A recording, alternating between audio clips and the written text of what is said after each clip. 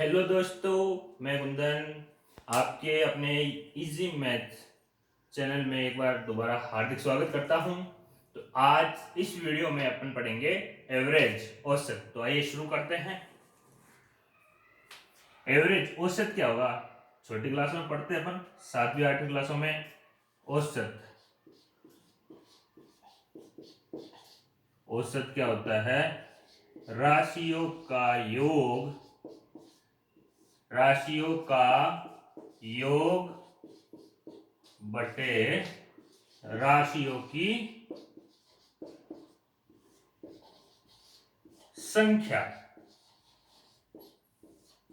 अगर अपने को औसत दिया हुआ रहेगा, राशियों का योग निकालना है, राशियों की संख्या दी हुई है, तो ये इधर बेसिक मैथ की वीडियो में बताया था, तो ये इधर आके गुणा हो जाएगा। जैसे औसत गुणा राशियों की संख्या, राशियों की संख्या बराबर क्या हो जाएगा? राशियों का योग। आगे अब इससे रिलेटेड अपन कुछ क्वेश्चन देखते हैं।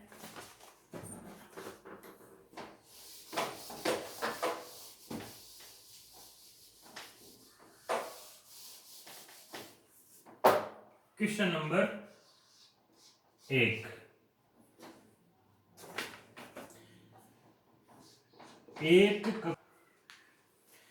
एक कक्षा के 31 छात्रों का औसत भार 30 किलोग्राम है। यदि अध्यापक का भार भी सम्मिलित कर लिया जाए तो औसत भार में 500 ग्राम की वृद्धि होती है। तो अध्यापक का भार ज्ञात कीजिए। पहले कितने थे? 31 छात्र। तो 31 छात्रों का कुल भार कितना हो जाएगा? वही इसी सूत्र से देखिए अपन, औसत गुणा राशियों की संख्या बराबर राशियों का योग। इसे अपन देखेंगे तो 31 छात्रों कुल भार, औसत अपने को दिया हुआ है 30 गुणा राशियों की संख्या अपने को दे रखी है 31। इन दोनों को गुणा करेंगे तो कितना आ जाएगा? 0 का 0, 3 एकम 3, 3 त्रिका 9 किलोग्राम। अब ये बोल रहा है 31, एक टीचर आगे तो हो गया 32। तो 31 छात्र व अध्यापक, अध्यापक का कुल भार कितना हो जाएगा? ये बोल रहा है औसत भार में 500 ग्राम वृद्धि हुई। औसत भार मतलब एक जने में 500 ग्राम की वृद्धि हुई। एक जने में 500 ग्राम की वृद्धि, तो 31 जने में हुई तो 31 गुणा कर लेंगे अपन। पहले इसको देखते हैं। 32 31 छात्र व अध्यापक का औसत, औसत कितना हो जाएगा? 30.5। 30 किलो है, पहले आधा किलो और जुड़ जाएगा, 30.5 किलोग्राम। 31 छात्र व अध्यापक कितने हो गए? 32। तो इसमें हो जाएगा 32 गुणा 30.5। भाई औसत हो गया 30.5, राशियों की संख्या हो गई 32। तो अब इसको आगे देखते हैं, गुणा कर लेते हैं। गुणा में इधर कर लेता हूं, 30.5 गुणा 32, पॉइंट हटा नीचे गया 10, 5 दूनी 10 और इधर 5 गया, 5 छंग 30, 5 एकम 5, 2 एकम 2, 16। इन दोनों गुणा करने के 16 एकम 16 का 6, हाथ से लगा 1, 16 छंग 6 में 1 97, 976। तो अब कुल भार 32 जने होते ही क्या हो गया? कुल भार 976। 31 जने थे तो 930। तो अध्यापक का भार, अध्यापक का भार क्या हो जाएगा? 32 लोगों में से 31 लोग घटा देंगे तो ये हो जाएगा 976 माइनस 930। 6 में से 0 गया, 6 7 में से 3 गया, 4 9 में से 9 गया 0, 46 किलोग्राम के अध्यापक है। और ये सवाल है ना कौन से में आया हुआ है, रेलवे 2009 में आया हुआ है, रेलवे 2009 में आया हुआ है। आगे नेक्स्ट सवाल पे चलते हैं अपन।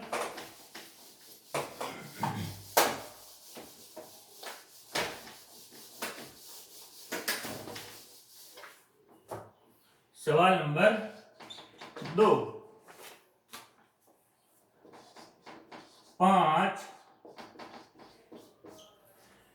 5 क्रमागत सम संख्याओं का औसत ए बी सी डी ई, ये संख्या हो गई, इनका औसत कितना है 66 है।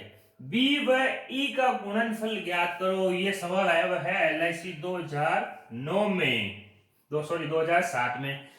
अब ऐसे सवाल अगर जब भी आए तो अपने को क्या करना है, जो औसत होगा वो क्या होगा,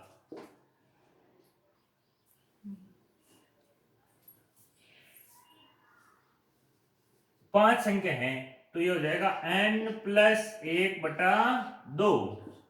n कितना है 5, 5 + 1/2, 5 1 6/2 बराबर तीसरे नंबर की जो संख्या होगी, तीसरे नंबर की संख्या औसत होगी, औसत होगी। जैसे A B C D E, 1 number, 2 number, 3 number, 4 number, 5 number, तीसरा नंबर यह है तो औसत कितना है 66। तो ये संख्या कितनी हो गई 66। और ये बोलो सम संख्या है तो सम संख्या में 2 का अंतर होता है, ये 64 होता है, ये सॉरी ये 66 होती है, 64, ये 62, ये 68, ये 70, ये संख्या निकल गई डायरेक्ट। बी और ई का गुणनफल, बी है 64 गुणा ई, ई कितनी है 70, इसको फिर गुणा कर लो, 0 का 0 आ गया, 7 चौक 28 का 8, हासिल आ गया 2, 7 छंग 42 और 2 44, 4480 इसका आंसर होगा। और भी ऐसे सवाल हो आप खुद ट्राई करना। आगे वाले सवाल पे चलते हैं अपन।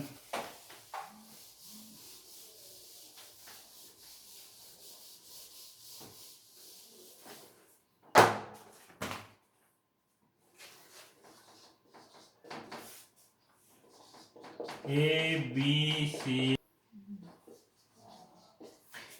सी डी 4 क्रमागत विषम संख्याएं हैं जिनका औसत 42 है। बी तथा डी का गुणनफल कितना होगा, तो डायरेक्ट वही तरीका अपना 4 है तो n+1/2, n का मान 4 + 1/2, 4 1 5/2, 5/2 कितना हो गया 2.5। इसका मतलब ये हुआ कि 2.5वें नंबर जो संख्या है वही औसत होगी, लेकिन इसमें 2.5 कुछ नहीं है तो इसका अपन देखते हैं ए बी सी डी, पहली संख्या, दूसरी संख्या, तीसरी संख्या, चौथी संख्या, 2.5 है तो ये बीच में जो संख्या है वो होगी, तो औसत कितना है इसमें 42। अब ये 42 दे रखा है लेकिन ये विषम संख्या, 42 विषम नहीं है तो विषम 42 से पहले विषम कौन सी आती है 41, और 41 से पहले विषम संख्या 39, 41 के बाद में विषम संख्या 43, 43 के बाद विषम संख्या 45। आ गया बिल्कुल सीधा। अब गुणा करना बी और डी का, बी है 41, डी है 45, गुणा कर लो 1 5 5 1 4 4 4 5 20 2 4 2 16 2 1845 इसका आंसर होगा। आइए नेक्स्ट सवाल पे चलते हैं अपन। और ये बैंक पीओ में आया हुआ था 2009, बैंक पीओ के एग्जाम में 2009 में आया हुआ था ये क्वेश्चन। आगे वाला क्वेश्चन अपन देखते हैं, क्वेश्चन नंबर 4, क्वेश्चन नंबर 4, 3 के प्रथम 5 गुणजों का औसत क्या होगा। 3 के प्रथम 5 गुणज कौन से हैं, 3 का पहाड़ा बोल दो, 3 एकम 3, 3 दूनी 6, 3 त्रिका 9, 3 चौक 12, 3 पंजे 15। ये प्रथम 5 गुणज हो गए इसके। छठा देखेंगे तो 6 बार बोल देंगे। तो औसत में होता है राशियों का योग, ये राशियां हैं इनका योग कर देंगे और बटा राशियों की संख्या, तो इसका औसत क्या हो जाएगा, औसत बराबर राशियों का योग 3 + 6 + 9 + 12 + 15 बटा राशियों की संख्या कितनी है, 1 2 3 4 5, जोड़ दो इनको, 5 2 7, 7 और 9 16, 16 और 6 22, 22 और 3 25, 25 का 5, हंसी लगा 2, 2 और 1 3, 1 4, 4 आगे तो 0 0 है। 45 बटा 5, 5 एकम 5, 5 नम 45, तो इसका आंसर हो गया 9। और ये छोटा सा सवाल है जो आया हुआ है रेलवे 2009 के अंदर। आइए नेक्स्ट सवाल में अपन चलते हैं।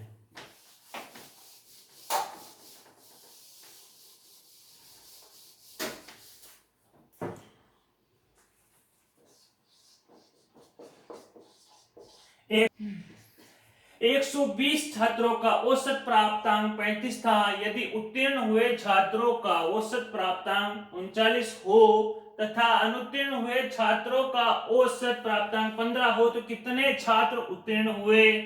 और ये सवाल आया हुआ है एमबीए 2005 में। ये सवाल अभी तक हार्ड लग रहा है, लेकिन ऐसे सवालों को एलिगेशन मिश्रण के द्वारा करेंगे, मिश्रण की ट्रिक से करेंगे तो बहुत जल्दी हो जाएगा। एलिगेशन मिश्रण।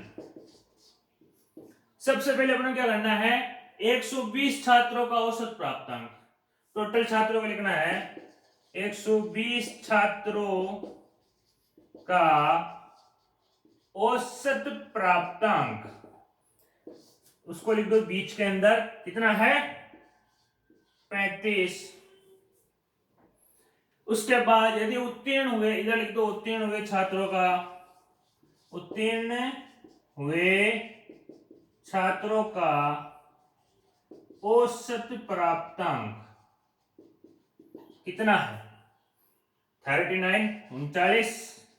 और इधर लिख देंगे अपन अनुत्तीर्ण हुए छात्रों का, अनुत्तीर्ण छात्रों का औसत प्राप्तांक, तो ये कितना है, अनुत्तीर्ण हुए छात्रों का औसत प्राप्तांक 15 है। अब अपन क्या करेंगे, इसको इसमें से माइनस करो, 39 को 35 में से माइनस किया तो कितना आया 4। इसको 35 में से 15 को माइनस करो तो आया 20। तो 20 अनुपात 4 में छात्र हैं। उत्तीर्ण हुए छात्रों का अनुपात 20 है और फेल हुए छात्रों का 4 है। काट दो इनको, 4 कम 4, 4 पंजो 20, 5 अनुपात 1। अब अनुपात से अपन को निकालना है कितने छात्र उत्तीर्ण हुए, तो इस तरीके से अपन निकाल लेंगे कुल छात्र कितने हैं, कुल छात्र 120, तो उत्तीर्ण हुए छात्रों की संख्या, उत्तीर्ण हुए छात्रों की संख्या, इसको कैसे निकालेंगे, कुल छात्र 120 बटा टोटल अनुपातों का योग 5 और 1 6। अब निकालना किसका है, उत्तीर्ण इधर वाला, ये अनुत्तीर्ण का निकालना, इधर 1 ले लेंगे तो इसको 5 से गुणा कर देंगे, 6 एकम 6, 6 दूनी 12, 0, 20 पंजे 100, तो 100 छात्र इसके अंदर हुए हैं पास, मतलब उत्तीर्ण हुए हैं। देख लो, डायरेक्ट एलिगेशन से अपन करेंगे तो बिल्कुल इजी हो जाए। ऐसा सवाल आगे वाला एक सवाल और देखते हैं अपन। तो देखो क्वेश्चन नंबर 6 एमबीए में आया हुआ है ये।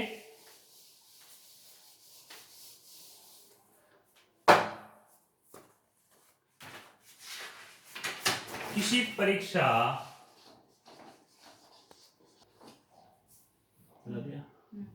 किसी परीक्षा में छात्रों तथा छात्राओं के औसत प्राप्तांक, पहले वाले जैसे सवाल है अलग अलग लिखे हुए हैं, दोनों के औसत प्राप्तांक 71, मतलब इसको अलग बोलूं मैं, किसी परीक्षा में छात्रों का प्राप्तांक 71 है, छात्राओं का औसत प्राप्तांक 73 है और समस्त विद्यार्थियों के औसत प्राप्तांक 71.8 है।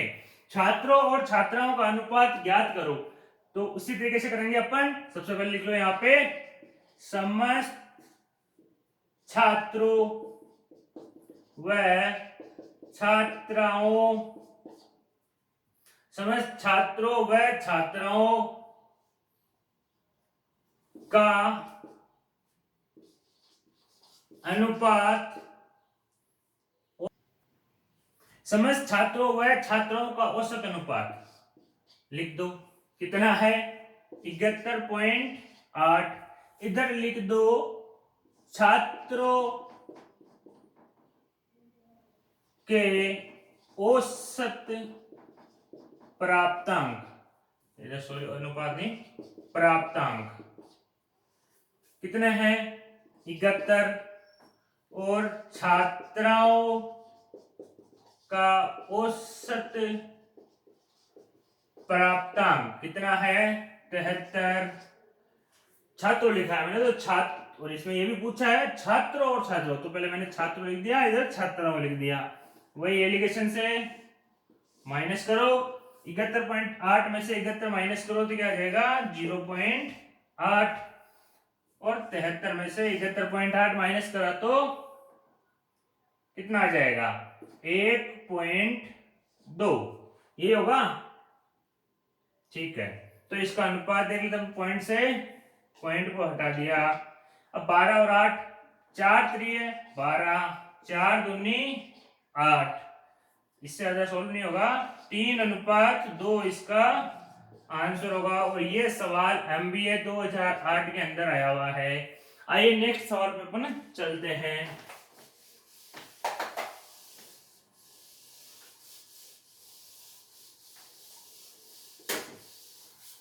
नेक्स्ट सवाल अपना है क्वेश्चन नंबर 7।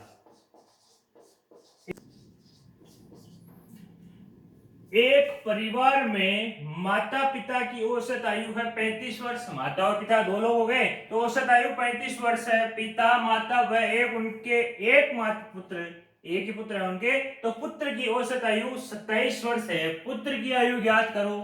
तो पहले अपन करेंगे माता पिता की कुल आयु।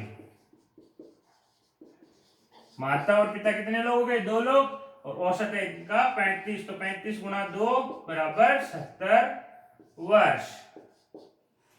माता पिता व पुत्र की कुल आयु, अब कितने लोग हो गए? 3 लोग, तो 3 औसत कितना है? 27, तो 27 गुणा 3 कितना हो जाएगा? 3 7 21 का 1, हंसी लगा 2, 3 दूनी 6, 2 8, 81 वर्ष। तो पुत्र की आयु, पुत्र की आयु क्या हो जाएगा? इसमें से तीनों में से दोनों को घटा दो, 81 माइनस 70, पुत्र की आयु हो जाएगी 11 वर्ष। कितना छोटा सवाल है जो SSC 2010 में आया हुआ है।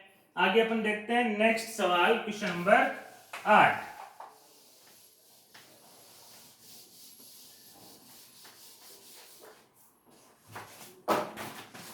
Question number 8। एक कक्षा के 40 विद्यार्थियों की औसत आयु 15 वर्ष है। 10 नए आगे, तो उनके प्रवेश के उपरांत औसत आयु में कितनी? 0.2, मतलब 50 में हो गए तो एक एक में 0.2 वर्ष की वृद्धि हो जाती है। तो नए व्यक्ति, सॉरी ये क्वेश्चन थोड़ा गलत हो गया।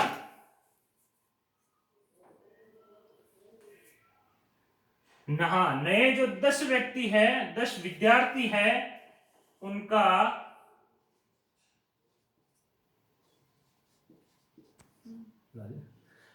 यहां थोड़ा सा गलत हो गया था, दूसरा क्वेश्चन मिक्स हो गया था इसमें। नए विद्यार्थियों की औसत आयु निकालने, जो 10 आए ना, 10 नए, उनकी औसत आयु।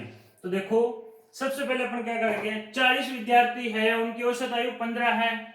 अब जब 10 आए हैं, अगर ये औसत आयु में वृद्धि नहीं हो तो उनको मेंटेन करने के लिए औसत को मेंटेन करने के लिए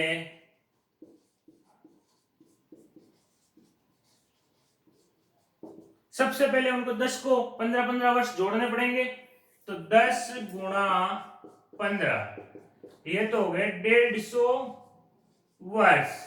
अब ये बोला औसत में वृद्धि हुई है, तो कितने में प्रवेश करने के बाद औसत में वृद्धि हुई, तो पहले कितने थे 40, तो 50, 40 प्लस 10 विद्यार्थियों का औसत कितना हो जाएगा, पहले कितना है 15, अब इसमें 10 और विद्यार्थी ऐड हो गए, तो कितना हो जाएगा, औसत में वृद्धि हो गई 15 प्लस 0.2। अब क्या हो जाएगा 50 विद्यार्थियों का औसत कितना हो जाएगा, 40 प्लस 10 50 विद्यार्थियों, लेकिन अपन 50 विद्यार्थियों को निकालते हैं, अपन तो सिर्फ 10 विद्यार्थियों को निकालना है, तो 10 विद्यार्थियों का, सॉरी 50 का निकालना, 40 और 10 50 विद्यार्थी हो गए। अब 50 पे 0.2 बढ़ा, तो 0.2 पॉइंट हटा, नीचे 10 आ गया, 0 से 0, 5 दूनी 10 वर्ष ये बढ़ गए, कौन से 0.2 वर्ष की वृद्धि की वजह से 50 लोगों के, तो 10 वर्ष ये, और मेंटेन करने के लिए अगर ये औसत नहीं बढ़ता तो कितना होता है 150 वर्ष, और ये 0.2 बढ़ने की वजह से 10 वर्ष और एक्स्ट्रा कर दो, तो 10 विद्यार्थियों, नए 10 विद्यार्थियों की कुल आयु हो जाएगी कितनी, 150 प्लस 10 बराबर 160 वर्ष। अब अपने को इसने पूछा है कि 10 जो नए 10 विद्यार्थी उनको औसत आयु ज्ञात करनी है, तो औसत ज्ञात करने का सूत्र वही राशियों का योग, तो कुल आयु कितनी है 160, और राशियों की संख्या कितनी है नए 10, तो 0 से 0 काट दो, औसत आ जाएगा इनका 16 वर्ष।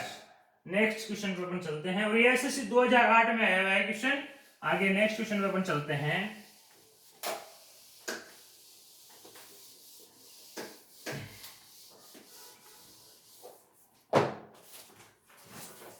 क्वेश्चन नंबर 9, 8 लड़कों का एक समूह था, उसमें से एक लड़का चला गया, वो तो चला गया, लेकिन उसकी जगह 56 किलोग्राम का एक नया लड़का आ गया। इस समूह के औसत भार में 2.5 किलोग्राम की वृद्धि हो गई। वृद्धि हुई मतलब इससे वो हल्का था। पुराने लड़के का भार ज्ञात करो, तो 8 लड़के हैं, औसत तो 8 गुणा 2.5, प्रत्येक में बढ़ेगा 2.5, तो ये हो जाएगा 8 टू 5, ये पॉइंट हटाया, नीचे आ जाएगा 10, 5 दूनी 10, 55 25, 2 एकम 2, 2 चौक 8, 5 चौक 20 वर्ष। टोटल कितना बढ़ा, 8 लड़कों का 20 वर्ष बढ़ गया। और पुराने वाले लड़के का वजन कितना था, सॉरी नए लड़के का भार 56 किलोग्राम था, तो पुराने लड़के का भार कितना हो जाएगा, पुराने लड़के का भार कितना हो जाएगा 56 माइनस 20 वर्ष नहीं, यहाँ पे किलोग्राम है, 56 माइनस 20, 6 में से 0 गया तो 6, 5 में से 2 गया तो 3, 36 किलोग्राम का लड़का था। नेक्स्ट क्वेश्चन करते हैं, और ये रेलवे 2006 में आया था। क्वेश्चन बहुत इजी है, प्रैक्टिस करते जाओ।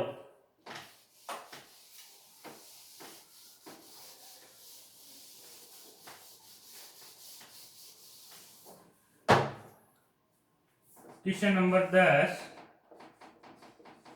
ए बी सी की औसत आयु, 3 लोगों की औसत आयु 20 वर्ष है। यदि ए और बी 2 लोगों की औसत आयु 19 वर्ष है, तो सी की आयु ज्ञात करनी है।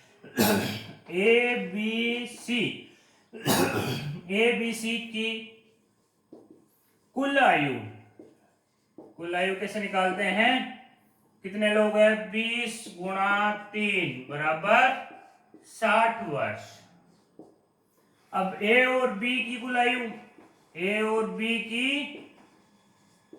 कुल आयु कितनी है 19, लोग कितने हैं 2, 19 दुआ 38 वर्ष।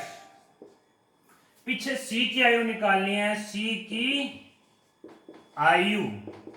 तो ये 3 लोग है, ये 2 लोग है, ए बी इसमें आ गया, सी ज्ञात करना है तो इसमें से इसको घटा दो, 60 माइनस 38, 10 में से 8 गया 2, 5 में से 3 गया 2, 22 वर्ष का सी है। और ये एसएससी 2009 में ये सवाल आया हुआ है। आज की वीडियो में इतने सवाल और एक पार्ट सेकंड में कुछ सवाल पढ़ेंगे, वो कुछ अलग तरीके के होंगे, तो पार्ट सेकंड जरूर देखना। और ये वीडियो अच्छी लगे तो इसको लाइक करो, शेयर करो और चैनल को सब्सक्राइब करो।